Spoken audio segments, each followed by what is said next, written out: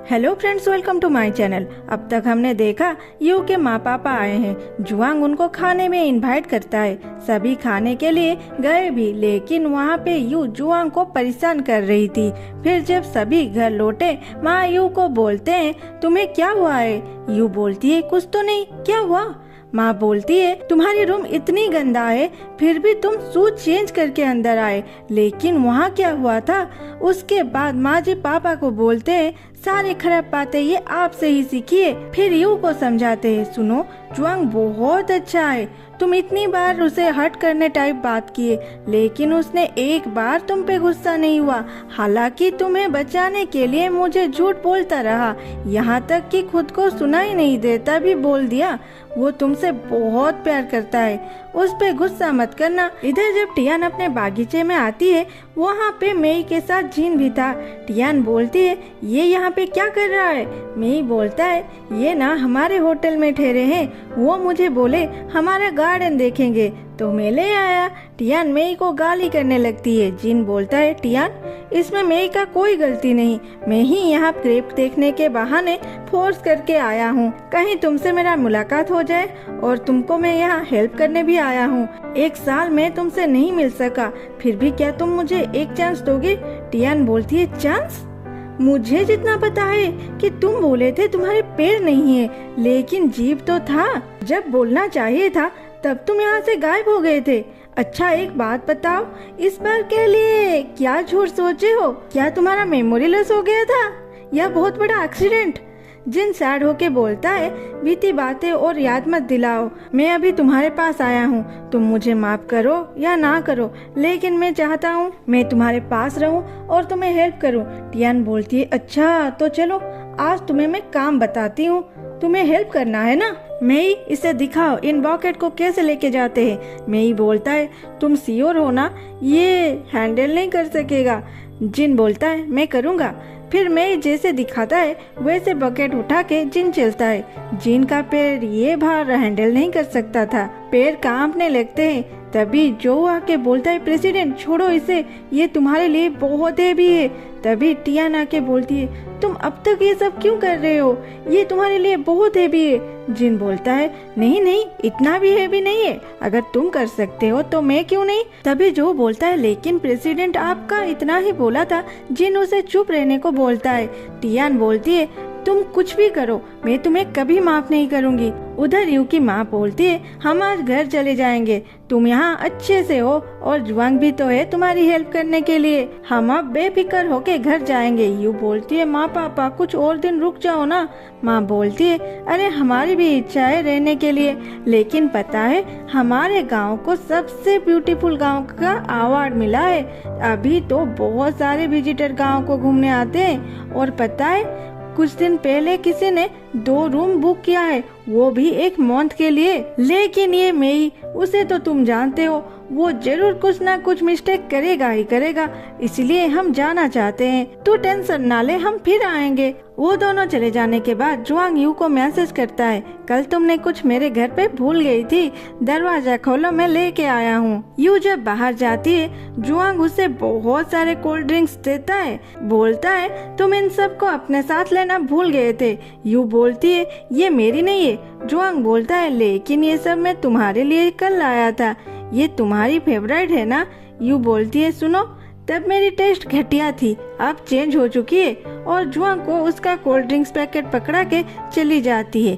लेकिन जब you shopping करने गई, उसी कोल्ड ड्रिंक से बहुत सारे उठाई घर लेने के लिए। जुआंग ये देख के बोलता है तुम्हारी टेस्ट अब तक सेम ही है। ये उसे नजरअंदाज करके वहाँ से चली जाती है, और जब एक हेवी बैग पकड़ के चलने लगी, ये बोलते हुए ये कितनी हेवी है, मुझे इतने सारे चीजें खरीदनी नहीं थी। तभी जुआंग के उसके हाथ से बैग लेके बोलता है सुनो मैं एक बात पूछूं, क्या तुम्हें मेरा गिफ्ट पसंद आया। यू बोलती है कौन सी गिफ्ट। जुआंग बोलता है अरे वही बॉक्स जिसे मैं कॉलेज में दिया था। यू बोलती है ओ वो वाला, तुम फेनी को पूछो। जुआंग बोलता है फेनी, वो कौन है। यू बोलती है वो मेरी स्टूडेंट है। जुआंग पूछता है क्या तुमने उसे एक बार भी ओपन करके देखी भी नहीं।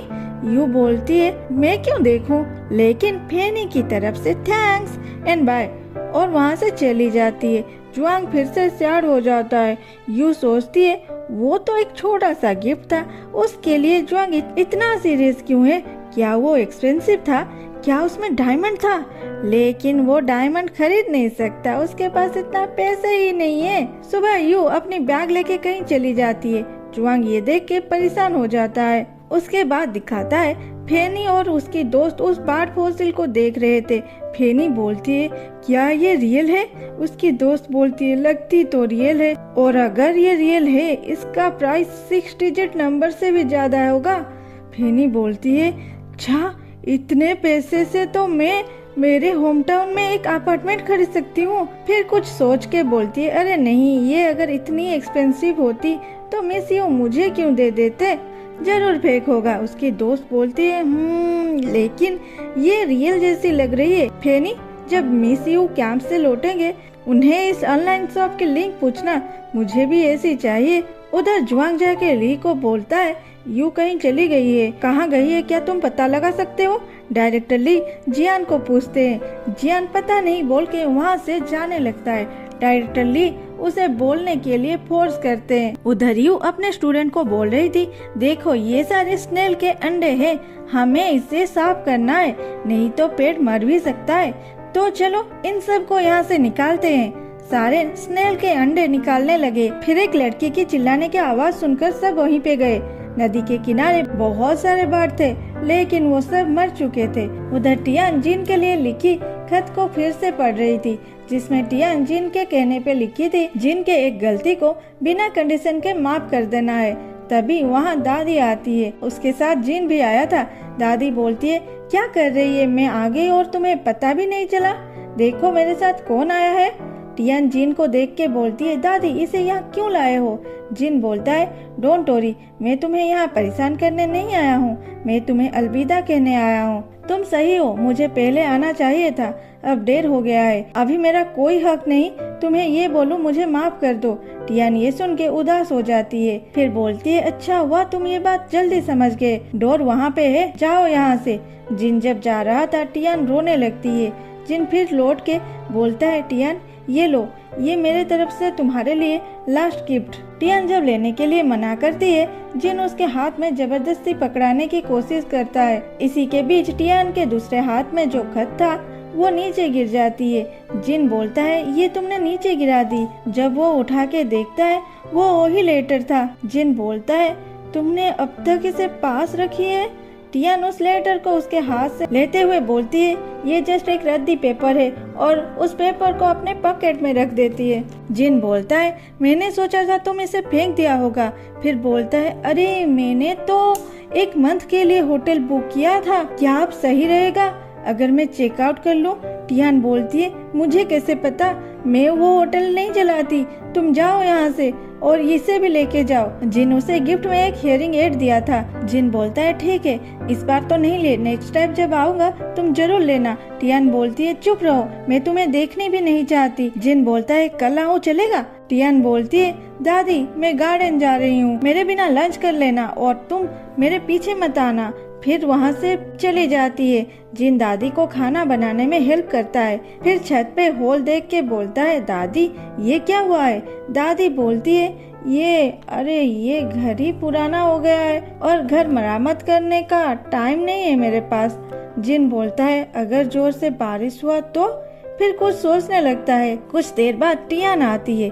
टेबल पे इतने सारे खाना देख के इधर उधर देखने लगता है। जब जियान उसके सामने आता है वो बोलती है तुम यहाँ क्या कर रहे हो, अब तक नहीं गए? फिर एक्स्ट्रा सीन में दिखाता है जुआंग यू के आईडी में बार्ड फॉसिल की फोटो देख के एक फॉसिल खरीदने की कोशिश करता है, लेकिन उसका प्राइस डायमंड से भी ज्यादा था। जुआंग उस दुकानदार को अपना घड़ी एक्सचेंज में दिया था, जो कि उसके पेरेंट्स ग्रेजुएशन कंप्लीट करने पर खुशी में जुआंग को दिए थे। दुकानदार बोलता है ये कीमती तो बहुत है, लेकिन एक बार मैं इसे पहन लिया और नहीं लौटाऊंगा, सोच लो नहीं तो बाद में रिग्रेट करोगे। जुआंग बोलता है नहीं करूँगा, उसके लिए मैं कुछ भी कर सकता हूँ। आज के लिए इतना ही, फिर मिलते हैं अगले एपिसोड में। आज का कमेंट टारगेट है 100। एक बार 100 कमेंट टारगेट पूरा कर दो, उसके बाद नेक्स्ट एपिसोड मिलेगा। तब तक के लिए लाइक शेयर सब्सक्राइब जो करना है कर लो। Bye bye, thanks for watching.